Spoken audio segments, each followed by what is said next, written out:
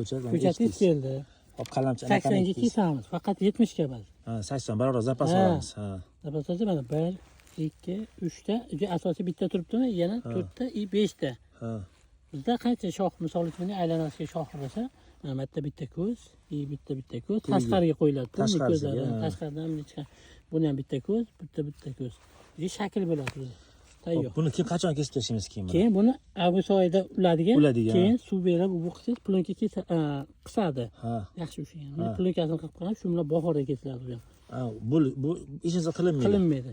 Payvanddan keyin plyonkasini orqasini qisgan, chunki mana uni pichoq tegdi, pichoq tegandan bu semirishni boshlaydi. 26 xullas ekamiz buni. 26 ekamiz, 26 avgustda ulanadi. O'zidan chiqqan yangi shoxiga. 27 bahorda keyin kesiladi. 27 bahorda fevral 20sida kesiladi. 27da u kesiladi. Kesganingizdan keyin kurtak o'sishni boshlaydi keyin. Kurtakamiz. O'sha kurtak o'sgandan keyin keyingi yilga o'shani qanaligi qanday bo'ladi? Mana shunaqa payvand qildingizmi? 2027da kurtayish turibdi, mana. Misol mana shu kurtak deb hisoblang, bu yog'ini yo'q hisoblang. Kesdingda, bu yog' kurtak, mana kurtak turibdi. Shunga 2 barobar bular. Mana shu novda qanaqa bo'lsa, shunga 2 barobar. Kamida mana shunaqa bo'ladi. Birinchi yilda o'zidan. Birinchi yildan shunga bormaydi mana.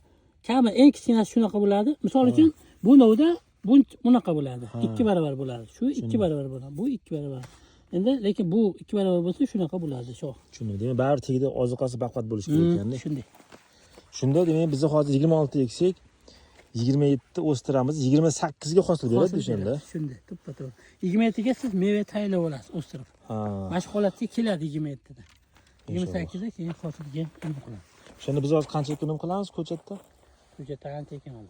Misol uchun hozir tayyor padboy ko'chat olaman desangiz 30 ming, to'g'rimi? 30 mingga bermaydi.